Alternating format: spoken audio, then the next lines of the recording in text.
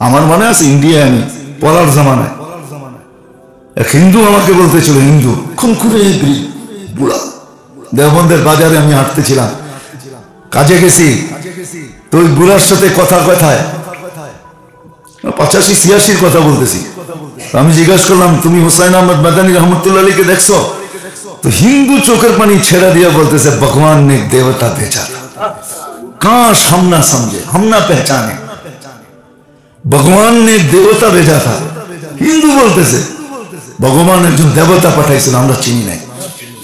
अगर वो देवता चाहता था तो अपने घर को सोने से बना सकता था, উনি যদি চাইতেন তো বাড়িটাকে সোনা দিয়ে বানাইতে পারতেন। হিন্দু বলতেছে, হিন্দু কসম খোদা, মসজিদে বসে বলতেছে।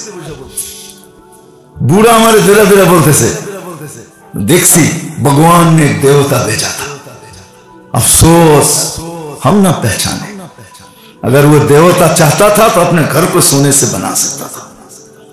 আল্লাহ আল্লাহ চাইলে পারে, কিন্তু করে না। 60-70 বছরের জন্য করে কি লাভ? ধাক্কা সয়া যায়, ধাক্কা সয়া যায়। বদদোয়া করে না, দোয়া করে, দোয়া করে। আপনারা ভাবেন বদদোয়া করে? সমস্ত হেফজোখানার মাদারেসওয়ালারা রাত্রে উঠে উম্মতের জন্য চোখের পানি ঝরায়া দোয়া করে, বদদোয়া করে না। যদি বদদোয়া করতো তাহলে কাহিনী বহুত আগে অন্যরকম হতো। বদদোয়া করে না, দোয়া করে। এনারা শিখছেই ইয়াদফাউ সাইয়্যা বিল হাসানা, নবীর শিক্ষা শিখছে। আমাদের নবীর সবচেয়ে বড় গুণ হইল কষ্ট দিবে তাকে ভালো জিনিস উপহার দিবে। হ্যাঁ, সব কিতাবে লেখা আছে, আমরা ওইটাই শিখছি। আল্লাহ রাত্রে ওইটা কান্দে, যে খারাপ করছে ওর ভালো চায়, আল্লাহর কাছে বলে আল্লাহ হেদায়েত দিয়া দেয়। এর চেয়ে বড় কি চাওয়া হতে পারে? আসেন জীবনটাকে সুরক্ষিত করি। এই জন্যই আমল, এই জন্যই প্রস্তুতি, এই জন্যই রজবের দোয়া বেশি বেশি পড়ি। পড়বো তো? আরেকটা আমল শিখায় দিতেছি, যদি করতে পারেন। জুমার দিন যে সুবহানাল্লাহিল আযীম ওয়া বিহামদিহি 100 বার পড়বে। সূর্য ডুবা পর্যন্ত সুযোগ আছে। সুবহানাল্লাহিল আযীম ওয়া বিহামদিহি, সুবহানাল্লাহিল আযীম মানে থাকবো সে 1 লক্ষ নেকি পাবে, তার মা বাবা 12,000 করে পাবে।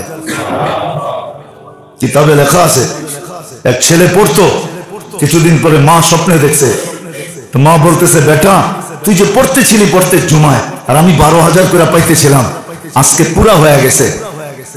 এই জন্য আল্লাহ আমাকে আযাব থেকে খালাসি দিয়ে দিয়েছে। আমাদের পড়া উচিত।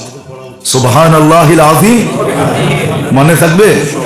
হ্যাঁ, না মনে ভুলে যাবেন। লেখা রেখেন সুবহানাল্লাহিল আযীম ওয়া বিহামদিহি 100 বার। বেশি সময় লাগে না, বেশি সময় লাগে না। জুমার পরে তাড়াহুড়া করে বেরিয়ে যান না। আমি তো যাই, আমার প্রোগ্রাম থাকে, এই জন্য বেরিয়ে যাই। আপনারা মনে করেন হুজুর তো জুমা পড়েই বেরিয়ে যায়, প্রোগ্রাম থাকে বহুত দূর দূর, চলে যেতে হয়।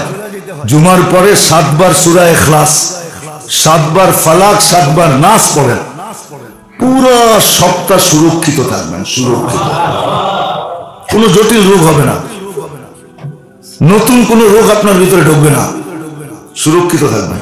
নিজেকে প্যাক করেন। আল্লাহ আমাদের সবাইকে আমল করার তৌফিক দান করেন। ওমা আলাইনা ইল্লাল বালাগ।